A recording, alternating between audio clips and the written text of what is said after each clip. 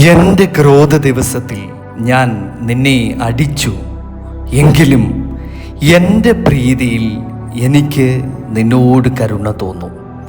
യെശയ്യാ പ്രവാചകന്റെ പുസ്തകം 60-ാം അധ്യായം 10-ാം വാക്യമാണ് ഈ തിരുവചനം. പിതാവിൻ്റെയും പുത്രൻ്റെയും പരിശുദ്ധാത്മാവിൻ്റെയും നാമത്തിൽ തന്നെ ആമേൻ. പ്രിയപ്പെട്ട ക്രിസ്തുവിലുള്ള സഹോദരങ്ങളെ, സഹോദരിമാരെ, നമ്മുടെ കർത്താവായ യേശു ക്രിസ്തുവിൻ്റെ സമാധാനവും കൃപയും എല്ലാവരുടെയും ഹൃദയങ്ങളിൽ നിറയട്ടെ. ഈ സന്ധ്യാസമയ ധ്യാനത്തിലേക്ക് നിങ്ങളെല്ലാവരെയും ഹൃദയപൂർവ്വം സ്വാഗതം ചെയ്യുകയും ചെയ്യുന്നു. നമ്മുടെ ജീവിതത്തിൻ്റെ വഴികളിൽ പലപ്പോഴും നാം തളരുന്നു, നാം വീഴുന്നു, നാം വഴിതെറ്റുന്നു. നമ്മുടെ തെറ്റുകളും നമ്മുടെ പാപങ്ങളും ഇവയൊക്കെ കാരണം ദൈവം നമ്മെ ഉപേക്ഷിച്ചുവെന്ന് ചിലപ്പോൾ ഒരുപക്ഷെ നമുക്ക് തോന്നാറുണ്ട്.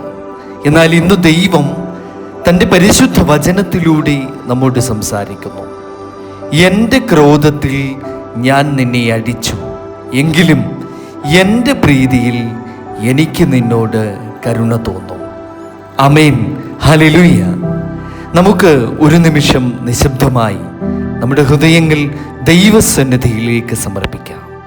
കരുണയുടെ ഉറവിടമായ സർവശക്തനായ ദൈവമേ, ഞങ്ങളുടെ മുറിവുകളെയും കണ്ണുനീരിനെയും നീ അവിടുന്ന് അറിയുന്നു.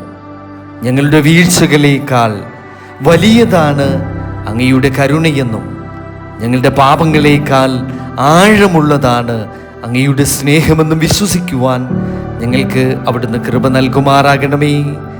ആമേൻ.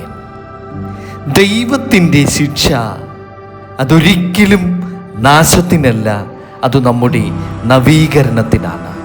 പ്രിയരെ, ഈ തിരുവചന ഭാഗത്തിൽ ആദ്യം കേൾക്കുന്നത് എൻ്റെ ക്രോധത്തിൽ ഞാൻ നിന്നെ അടിച്ചു എന്ന വാക്കാണ്. ദൈവത്തിൻ്റെ ക്രോധം മനുഷ്യൻ്റെ കോപം പോലെയല്ല.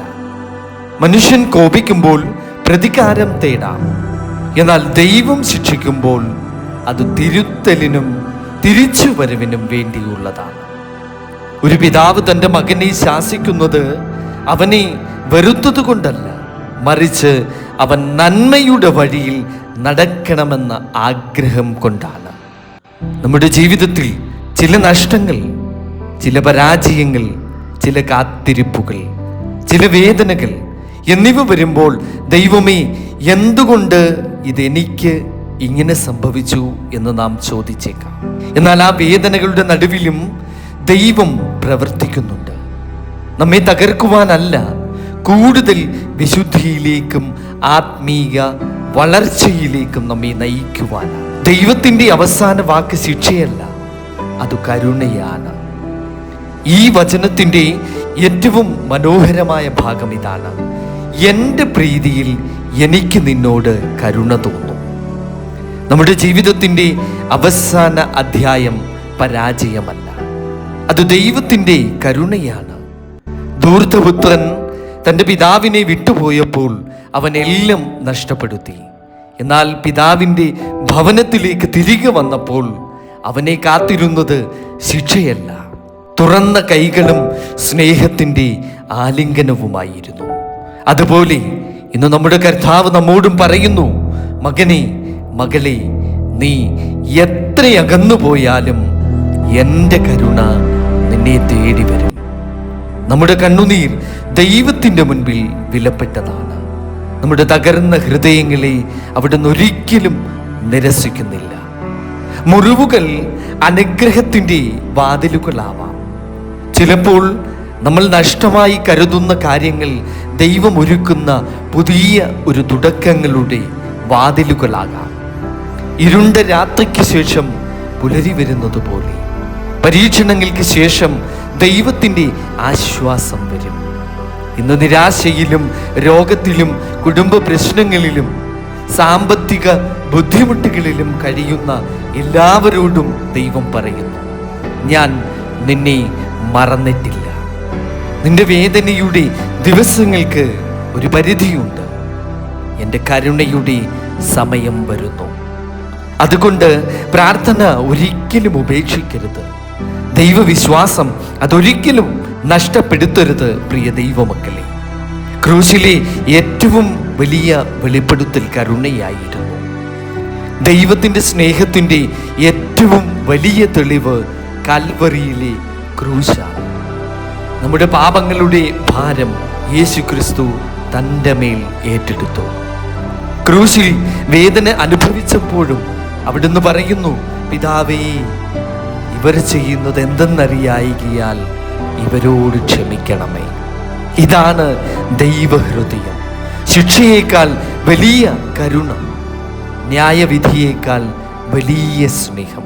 ഇന്നു നാം എത്ര അയോഗ്യരാണെന്ന് കരുതിയാലും ദൈവത്തിൻ്റെ കരുണയുടെ വാതിൽ നമ്മുടെ മുൻപിൽ തുറന്നിരിക്കുകയാണ്. പ്രിയ ദൈവമക്കളെ, നമുക്ക് പ്രാർത്ഥിക്കാം. സ്നേഹനിധിയായ കർത്താവേ, ഞങ്ങളുടെ ജീവിതത്തിൽ വന്നുപോയ വേദനകളുടെയും പരീക്ഷണങ്ങളുടെയും അർത്ഥം മനസ്സിലാക്കുവാൻ തമ്പുരാനെ ഞങ്ങൾക്ക് ജ്ഞാനം നൽകണമേ.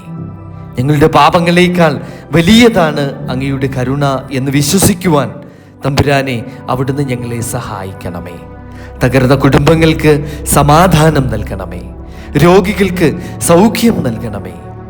നിരാശരായ ഹൃദയങ്ങൾക്ക് പ്രത്യാശ നൽകണമേ. ഞങ്ങളെ ശിക്ഷിക്കുന്ന കൈകളിലും ഒരു പിതാവിൻ്റെ സ്നേഹമുണ്ടെന്നും ഞങ്ങളെ നയിക്കുന്ന വഴികളിൽ അങ്ങയുടെ ദിവ്യ പദ്ധതികളാണെന്നും തിരിച്ചറിയുവാനുള്ള ഒരു കൃപ തമ്പുരാനെ ഞങ്ങൾക്ക് ഈ രാത്രി പ്രദാനം ചെയ്യണമേ.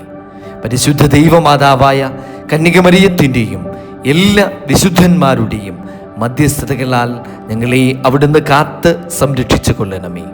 ഈ സന്ധ്യയും വരുവാനിരിക്കുന്ന രാത്രിയും പുലരുവാനിരിക്കുന്ന പുലരിയും അങ്ങയുടെ സമാധാനത്തിലേക്ക് ഞങ്ങളെ നയിക്കുമാറാകണമേ. പിതാവിൻ്റെയും പുത്രൻ്റെയും പരിശുദ്ധാത്മാവിൻ്റെയും നാമത്തിൽ തന്നെ ആമേൻ.